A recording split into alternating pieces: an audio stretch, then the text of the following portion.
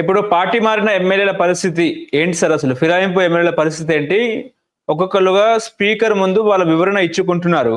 మరి చివరికి స్పీకర్ గారి నిర్ణయమే శిరోధార్యం కాబట్టి, మరి ఫిరాయింపు ఎమ్మెల్యేల పరిస్థితి ఏంటి? రేపో మాపో దానం నాగేందర్ కూడా రాజీనామా చేసే అవకాశం ఉందని చెప్తున్నారు. ఆ తర్వాత కడియం శ్రీహరి కూడా రాజీనామా చేస్తారని మాట్లాడుతున్నారు. దానం రాజీనామా చేసి జూబ్లీహిల్స్ ఉప ఎన్నికల ప్రచారం చేస్తారని కూడా వార్తలు వస్తున్నాయి. దానం నాగేందర్ పరిస్థితులను మన కడియం శ్రీహరి గారి పరిస్థితి కూడా డిఫరెంట్ ఉన్నాయి. మిగిలిన వాళ్ళకంటే మొత్తం 10 మందిలో 8 మంది పరిస్థితులు అది దానికి ఉండేటువంటి ఇది ఇష్యూ వేరు, వీళ్ళ 2 ఇష్యూస్ వేరు ఉంటాయి. ఆ 8 మంది ఏమో మేము ఇంకా పార్టీలనే ఉన్నాం, మేము ఎక్కడికి పోలేదు, మేము అభివృద్ధి కోసం, కేసీఆర్ చెప్పిన మంత్రమే అది, అభివృద్ధి కోసం పోతున్నారు అని చెప్పి అప్పుడు ఆయన కూడా వరుసగా కాంగ్రెస్ వాళ్ళను, టీడీపీ వాళ్ళను, ఉన్న సిపిఐ వాళ్ళు ఒకరిద్దరు వాళ్ళను అందరినీ రాబట్టి అలా పడేసిండు. 2 టర్ములు అట్లే చేసిండు. సేమ్ మంత్రం వీళ్ళు పాడతారు. ఆయన చెప్పిన అబద్ధాలే వీళ్ళు చెప్తున్నారు. కాబట్టి 8 మంది పరిస్థితి ఏంటంటే మేము పోనీ లేదని రాసిస్తారు వాళ్ళు. ఇట్లనే కొంతకాలం స్పీకర్ గారు కూడా మనకు మధుసూదనాచారి ఉన్నప్పుడు కూడా 5 సంవత్సరాలు గడిపిండు. వాళ్ళ ఏది ఈ డిఫెక్ట్ అయిన వాళ్ళ గురించి చర్చించాలి, ఇన్వెస్టిగేషన్ చేయడానికి ఇప్పుడున్న స్పీకర్ అయినా కనీసం పిలిచి నోటీసులు ఇచ్చాడు. కానీ మధుసూదనాచారి ఉన్నటువంటి మొట్టమొదటి స్పీకర్, తెలంగాణకు ఉన్న స్పీకరు, ఆయన 5 సంవత్సరాలు ఆ కాయిదాలే ముట్టుకోలేదు, వాళ్ళ మీద ఒక కామెంట్ రాయలేదు, ఒక నోటీసు కూడా ఇవ్వలేదు. ఇప్పుడు వీరు ఉన్నటువంటి ప్రసాద్ గారు ఏంటంటే నోటీసులు ఇవ్వడం, అదొక స్లోగా ప్రాసెస్ నడుస్తూ ఉంది. బట్ అల్టిమేట్గా 8 మంది చెప్పే విధానం ఇప్పుడే మొదలుపెట్టి కూడా చెప్తున్నారు వాళ్ళు. మేము అసలే పోనే లేదు, పార్టీతోటే ఉన్నాం మేము. అంటే అదేదో ముఖ్యమంత్రి కలిసి అభివృద్ధి పథకాలు పోయినప్పుడు ఆయన కండువ కప్పిండు, కానీ మాకు దీంతో ఏముంది అని వాళ్ళు కొంచెం సూచనప్రాయంగా చెప్పారు. కానీ ఈ దానం నాగేందర్ ఆయన రాగానే ఏం చేసిండు, ఎంపీగా పోటీ చేసిండు.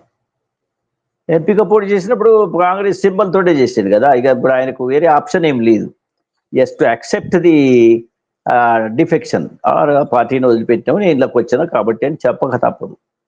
శ్రీహరి గారు కూడా ఏంటంటే పార్టీ మారిండు అని దాన్ని చెప్పక తప్పదు. ఎందుకంటే నేను ఇళ్ళనే ఉన్నానంటే మరి బిడ్డను తీసుకొచ్చి పోటీలో నిలబెట్టిండు కాబట్టి అదొక సాక్ష్యం ఉంటుంది కదా.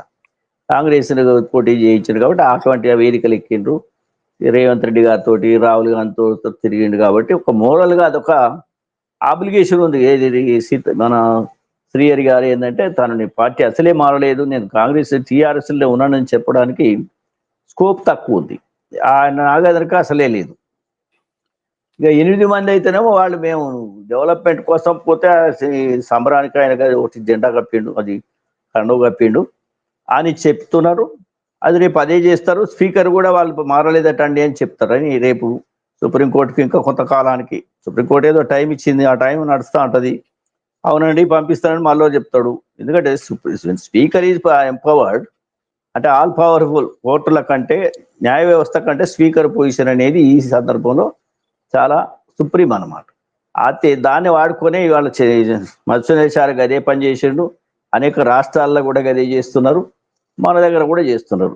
మోడీ గారు లాంటి వాళ్ళు ఇంత 12వ సంవత్సరం ప్రధానమంత్రిగా కొనసాగినప్పుడు ఎన్నో చట్టాలు తెస్తున్నాడు. కానీ రాజకీయాలు ఇటువంటి డిఫెక్ట్ అయ్యే దాని గురించి ఒక చట్టం లేకుండా ఇదో పెద్ద ప్రహసనంగా ప్రజల ముందు ఇదొక పెద్ద సమస్యగా మారిపోయి పార్టీలు మారే వాళ్ళకి ఏ రకంగా కూడా అడ్డంకులు లేకుండా చేసే విధానాన్ని ఇవాళ కొనసాగుతున్నది. అప్పుడేదో చేశారు 1/3 కంటే 1/3 కనుక పార్టీ మారితే వాళ్ళు డిఫెక్ట్ అయినట్టు కాదు, ఆ పార్టీ విధానాలు బాగలేకపోయిందని చెప్పేది. అయితే అందులో ఈ లొసుగులను వాడుకొని కొంత ఇది నడుస్తూ ఉంది. అప్పుడు రాజీవ్ గాంధీ తీసుకొచ్చినట్టు ఆ చట్టం తర్వాత దాన్ని సవరణ కూడా చేయలేదు. కాబట్టి ఇటువంటి వాటిని త్వరగా పరిష్కరించడానికి కావలసిన చట్టం తీసుకురావాల్సిన అవసరం ఉంది. లేకపోతే ఈ రాజక్రీడలు ఇట్లా నడుస్తాయి. కాబట్టి బై ఎలక్షన్లు వస్తే రెండింటికే వస్తాయేమని డౌట్, లేదా ఇస్తే ఇంకా చాలా టైం పడుతుంది అది తప్పకుండా. కాబట్టి ఇప్పుడే అది పరిష్కారం అయిద్దని మనం అది ఎవరు ఊహించలేదు. ఎందుకంటే మనం గత 10 ఏళ్ళు చూసినాం డిఫెక్షన్. కేసీఆర్ వచ్చిన 10 ఏళ్ల పీరియడ్ కూడా డిఫెక్షన్స్ అవుతూనే ఉన్నాయి, నిరాటంగా నడుస్తూనే ఉంది. విలీనమని చెప్పిన వాళ్ళే చెప్పారు. లేదు లేదు డెవలప్మెంట్ కోసం వచ్చాను ముందు చెప్పారు, తర్వాత విలీనమే చెప్పేశారు. లేదు లేదు ఒకటే పార్టీ ఉండాలనే కాడికి తీసుకొచ్చాడు కేసీఆర్. కాబట్టి ఇక ఆయన మంత్రం ఆయనకో ఉపయోగిస్తున్నారు వీళ్ళు. మీరు అన్నట్టుగా ఇది అయితే తప్పకుండా సుప్రీంకోర్టు వర్సెస్ స్పీకరు ఇంకెంతో కాలం నడవది. బై ఎలక్షన్స్ రావడానికి అవకాశమే ఉంది. అట్లీస్ట్ ముందైతే ఈ రెండు వచ్చే అవకాశం ఉంది. మరి రిజైన్ చేస్తే మరి నాగేందర్ చేసినా చేయొచ్చు. శ్రీహరి గారు అయితే ఆ మూడ్లో లేడని నేను అనిపిస్తున్నది. చూడాలి మరి ఒకవేళ. ఓకే, నమస్కారం సార్, థ్యాంక్ యూ. నమస్తే.